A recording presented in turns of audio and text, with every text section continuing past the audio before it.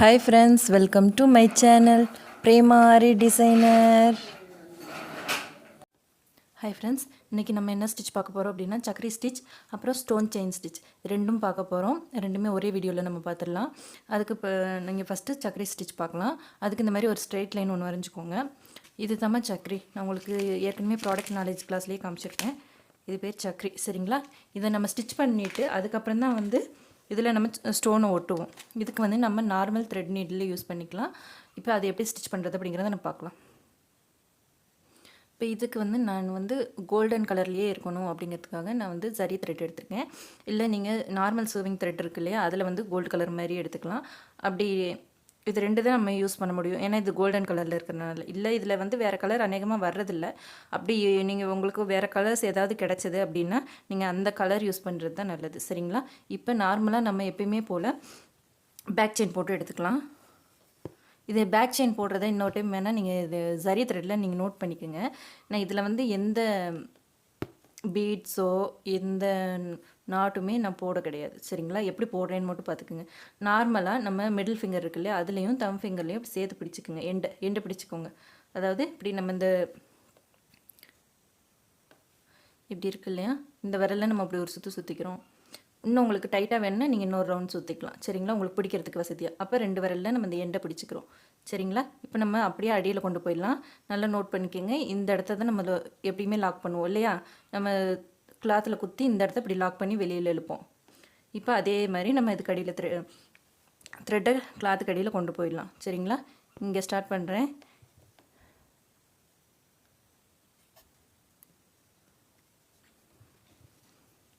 பார்த்துக்கோங்க. இப்போ அதை நான் எடுக்கிறேன். இப்போ லாக் பண்ணி வெளியில் எடுத்துட்டோமா? இப்போ நம்ம தம் ஃபிங்கரில் பிடிச்சிருக்கோம் இல்லையா, அதை விட்டுறக்கூடாது, சரிங்களா? கொஞ்சம் அதில் லென்த்தாக கூட எடுத்துக்கோங்க. அதை விடாமல் இப்போ நம்ம இப்படி அடியில் குத்தி எடுக்கிறோம். குத்தும்போது நம்ம தம் ஃபிங்கரில் பிடிச்சிருக்கோம் இல்லையா, அந்த நூலை தான் நம்ம சுற்றணும், சரிங்களா? தம் ஃபிங்கரில் பிடிச்சிருக்கிற நூலை சுற்றி இப்படி எடுக்கணும். ரொம்ப இழுத்துடக்கூடாது, ஏன்னா நம்ம அது எண்டு இல்லையா, வெளியில் வந்துடும்.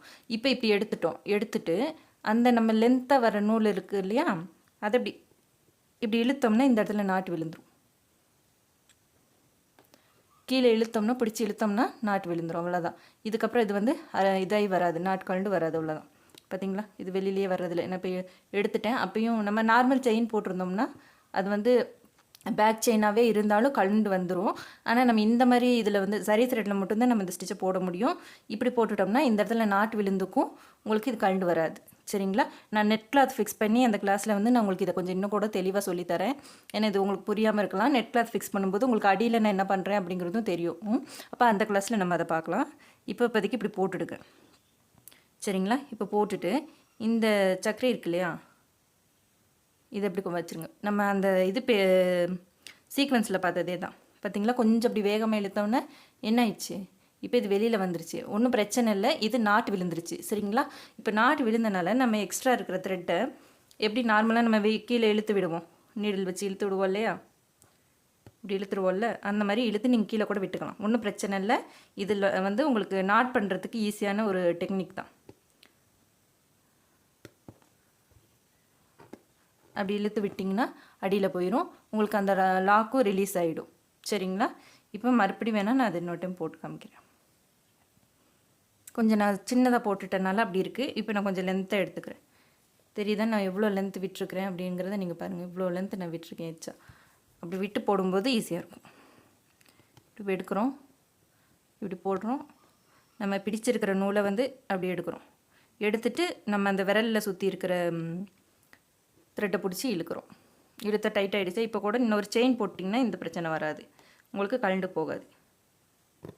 இன்னொரு செயின் போட்டோம், அவ்வளோதான். இப்போ இந்த இடத்துல நம்ம சக்கரையை ஸ்டிச் பண்ண ஆரம்பிச்சிடலாம். கரெக்டாக அந்த கோட்டில் வச்சுக்கோங்க. வச்சுட்டு இந்த இடம் இருக்கு இல்லையா, இதுக்குள்ளே ஒரு ஸ்டிச் போடுறோம், ஓகே? அப்போ இதுக்கு வெளியில் ஒரு ஸ்டிச், இன்னொரு ஸ்டிச்சுமே கூட போடலாம். அதுக்குள்ளே சக்கரைக்குள்ளேயே இன்னொரு ஸ்டிச், 2 ஸ்டிச்சு. அதாவது நம்ம வெளியிலேருந்து கொண்டு வர்றது ஒன்று, அதுக்குள்ளேயே இன்னொரு ஸ்டிச்சு, அதுக்கப்புறம் வெளியில் ஒரு ஸ்டிச்சு, சரிங்களா? இப்போ இந்த இடத்துல நம்ம எத்தனை போட்டிருக்கோம் செயின், 1, அதுக்கு இடையில நடுவில் இன்னொன்று 2, இது ஒரு 3, அதுக்கு அடுத்து 4. இந்த 4ஆவதுல நம்ம வந்து நெக்ஸ்ட்டு சக்கரையை வந்து நம்ம ப்ளேஸ் பண்ணி ஸ்டிச் பண்ண போகிறோம். சரிங்களா? இது எதுக்காகனா நம்ம இந்த இடத்துல ஸ்டோனை ஃபிக்ஸ் பண்ணுவோம். அந்த இடத்துல நம்ம இந்த நூல் வந்து துருத்திட்டு இருக்கிற மாதிரி இருந்ததுன்னா அது கரெக்டாக ப்ளேஸ் ஆகாமல் இருக்கும். நம்ம கம் போட்டு ஓட்டினாலும் கொஞ்சம் தூக்கிட்டு நிற்கிற மாதிரி இருக்கும். அதுக்காக தான் இந்த இடத்துல இடையில இன்னொரு ஸ்டிச்சு நம்ம போடுறோம். அதனால் அதை நீங்கள் கண்டிப்பாக போடுங்க. சரிங்களா? இதே த்ரெட்டு நார்மல் த்ரெட்டு சிவிங் த்ரெட்டில் நம்ம ஸ்டிச் பண்ணும்போது அது கொஞ்சம் உங்களுக்கு மெல்லிஸாக இருக்கிறதுனால அந்த பிரச்சனை வராது. இது வந்து ஜரி த்ரெட்டு கொஞ்சம் திக்காக இருக்கு இல்லையா, அதனால் இந்த பிரச்சனை வரும். அதனால் நம்ம அந்த இடத்துல உள்ளேயே இன்னொரு ஸ்டிச் போட்டுக்கிறோம்.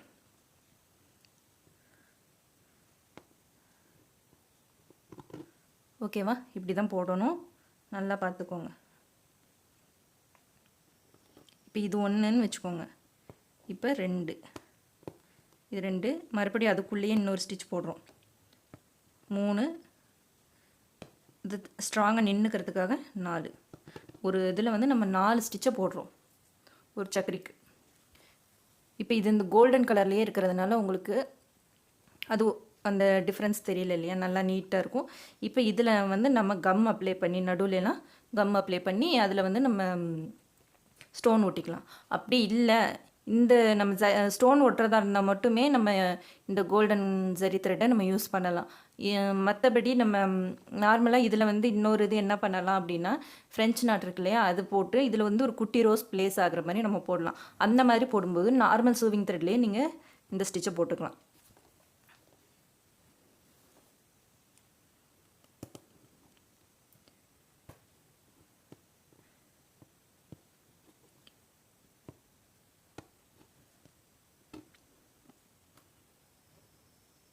இந்த ஸ்டிச்சில் உங்களுக்கு எந்த குழப்பமே இருக்காதுன்னு நினைக்கிறேன். நல்லா பார்த்துக்குங்க. இப்போ இது வந்து 1, இப்போ 2. சரிங்களா? அந்த ஸ்டிச்சுக்குள்ளேயே இன்னொரு ஸ்டிச் போடுறோம். கொஞ்சம் நகர்த்தி இது பண்ணிக்கோங்க, லூஸ் பண்ணிக்கோங்க. 3, இது 4. சரியா? நல்லா புரிஞ்சிருச்சா உங்களுக்கு? ஏதாவது டவுட் இருந்தால் எனக்கு கேளுங்க, கமெண்ட்டில் கேளுங்க, நான் சொல்கிறேன். அதேமாதிரி நம்ம வாட்ஸ்அப் குரூப்பில் நீங்கள் டவுட் இருந்தால் கேளுங்க, நான் உங்களுக்கு கிளியர் பண்ணுவேன். அவ்வளோதான். இப்போ நான் இந்த இடத்துல என் நாட் போட்டுக்கிறேன். போட்டுட்டு ஸ்டோனை ஃபிக்ஸ் பண்ணி காமிக்கிறேன்.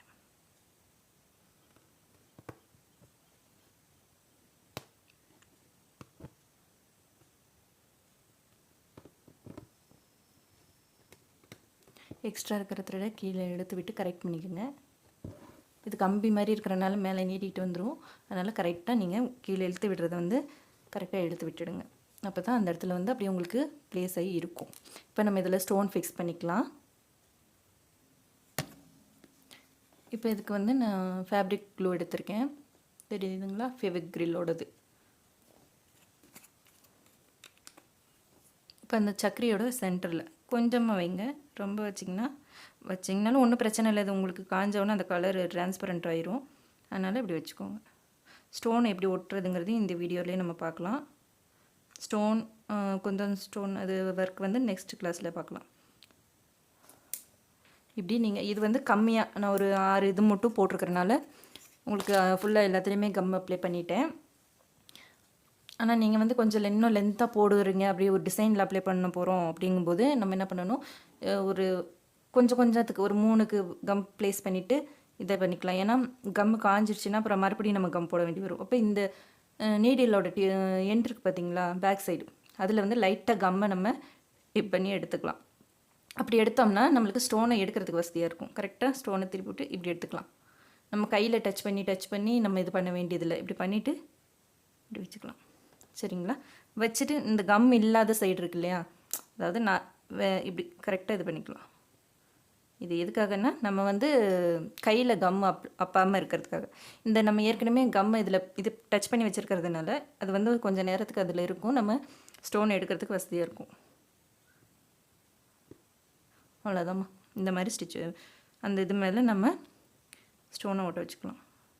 ஒட்ட வச்சுட்டு கொஞ்சம் நம்ம செட் ஆகலை, நம்மளுக்கு அது வர மாட்டேங்குது அப்படின்னா கையில் கூட இது பண்ணிக்கலாம். பார்த்திங்களா, கையில் ஒட்டிடுச்சு. இதுக்காக தான் நம்ம வந்து இந்த இதுவே யூஸ் பண்ணிக்கலாம். இதுக்கு க்ளூ பென்லாம் இருக்குது, அது நான் இங்கே நம்ம கிடைக்கிறதில்ல, லோக்கலில் கிடைக்கிறதில்ல. நான் உங்களுக்கு பர்ச்சேஸ் பண்ண போகும்போது இதை கிடச்சதுன்னா நான் உங்களுக்கு வந்து வாங்கிட்டு வந்து காமிக்கிறேன்.